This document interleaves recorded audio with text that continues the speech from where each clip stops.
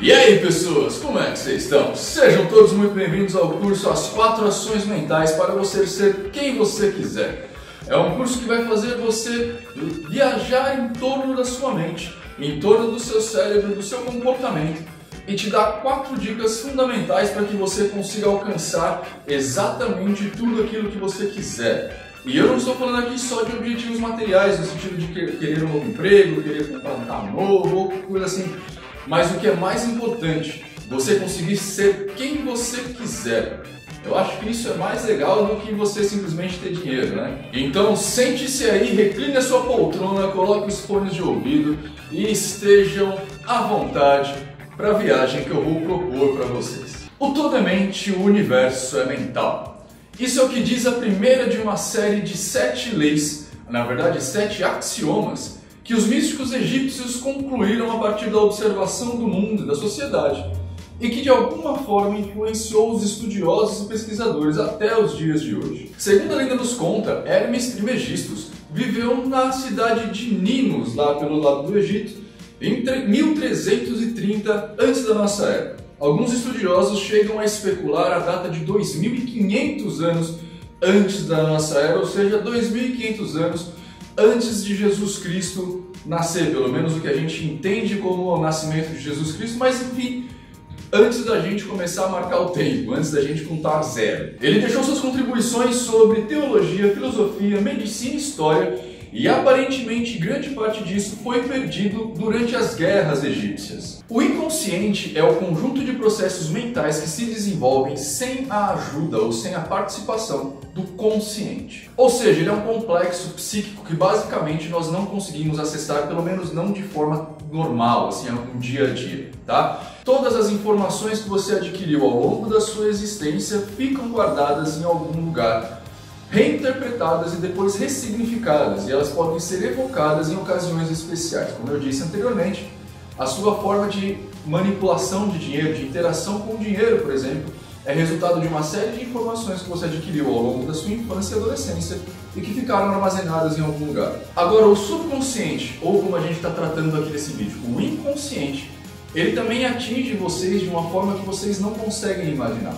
Por exemplo, é o inconsciente que faz você falar fluentemente um novo idioma. Aliás, é exatamente a falha do inconsciente que faz você não conseguir processar um novo idioma. Você já se perguntou se você precisa pensar no ato de falar? Essa diferença de tempo, digamos assim, entre o consciente e acessar o inconsciente, o inconsciente jogar para o consciente, é o que dá aqueles nossos tão famosos love. Isso quer dizer basicamente que a nossa mente está o tempo todo ligada no 220. Ela nunca desacelera, ela está o tempo inteiro em funcionamento.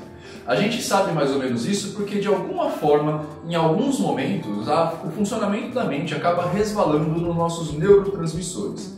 E é possível hoje em dia que a gente consiga medir as respostas dos neurotransmissores através de imagens, como por exemplo, um eletroencefalograma ou uma ressonância magnética.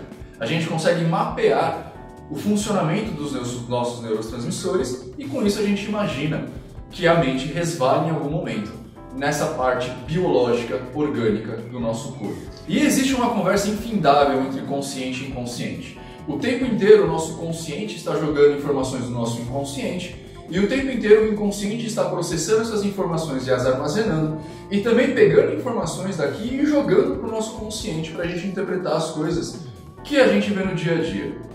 Bom, acabei de falar que a mente em algum momento resvala em nossos neurotransmissores, né? Os nossos neurotransmissores estão em nosso cérebro, nosso órgão biológico, cérebro.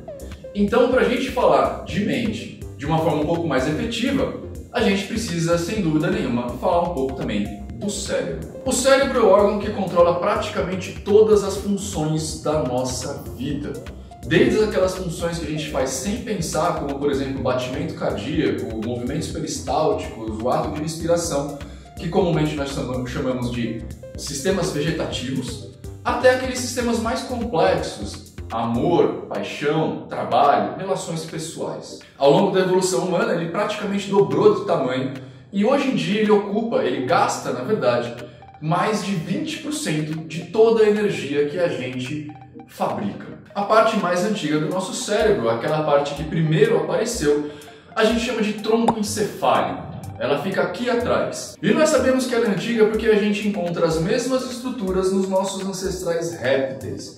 E eu sei que vocês vão torcer o nariz por eu ter falado ancestrais répteis, porque afinal de contas, todo mundo sabe que os seres humanos vieram dos primatas, não é mesmo? Pois é, mas os primatas também vieram de algum lugar.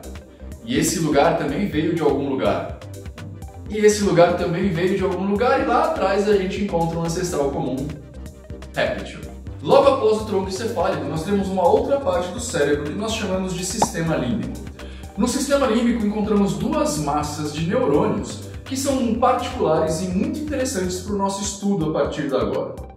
Essas duas massas, de forma esferoide, pequenininhas, são conhecidas como amígdalas cerebrais. Não confunda a amígdala cerebral com a amígdala que a gente tem aqui embaixo, tá? A amígdala cerebral ou amígdala cerebosas é um importante órgão regulador do comportamento sexual, agressivo e principalmente das respostas emocionais e da reatividade a estímulos biologicamente relevantes. E dentre esses estímulos relevantes encontra-se o medo. Ao longo do desenvolvimento desse roteiro, eu cheguei a fazer algumas pesquisas com pessoas, com mais de 1000 pessoas, a respeito do principal bloqueio que eles tinham para fazer a vida mudar, para mudar de vida ou para efetivamente ser aquilo que eles querem, que é a proposta desse webcurso.